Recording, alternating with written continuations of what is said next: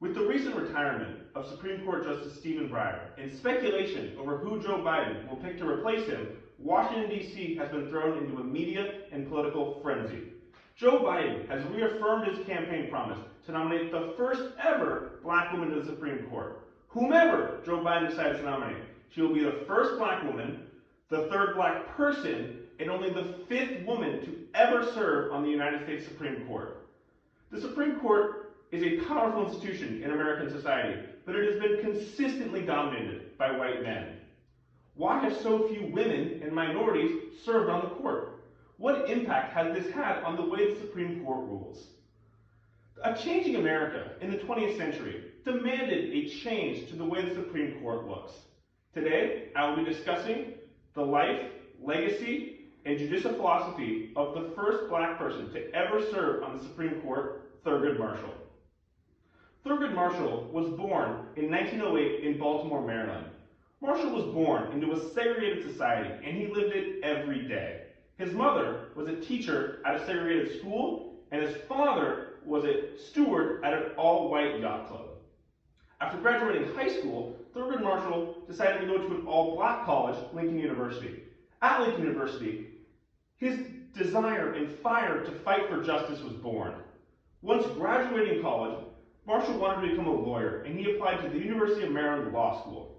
He was denied, not because of his academic performance, but because he was black.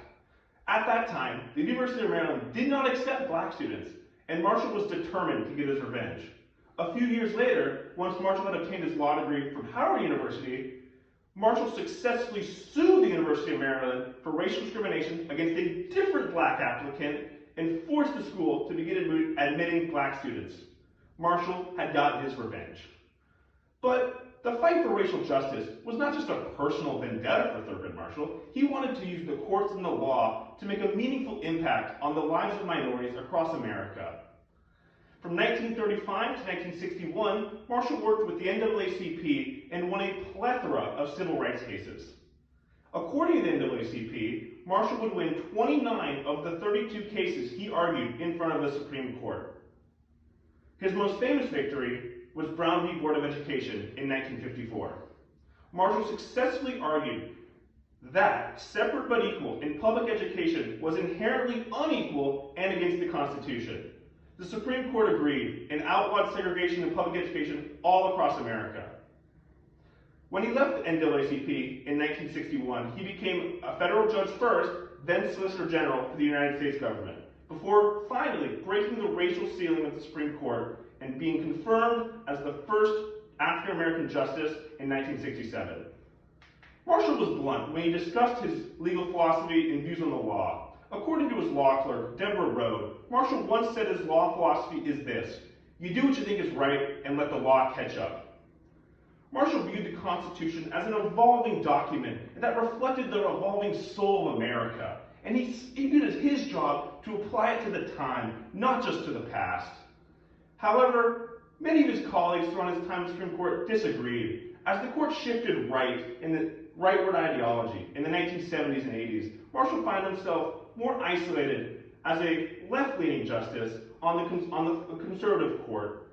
He would write fiery dissents, strongly disagreeing with his colleague's interpretation that the Constitution should be interpreted as its original intent and not be applied to the times. In addition, as the only black jurist on the Supreme Court, his views on race were drastically different than those of his white colleagues.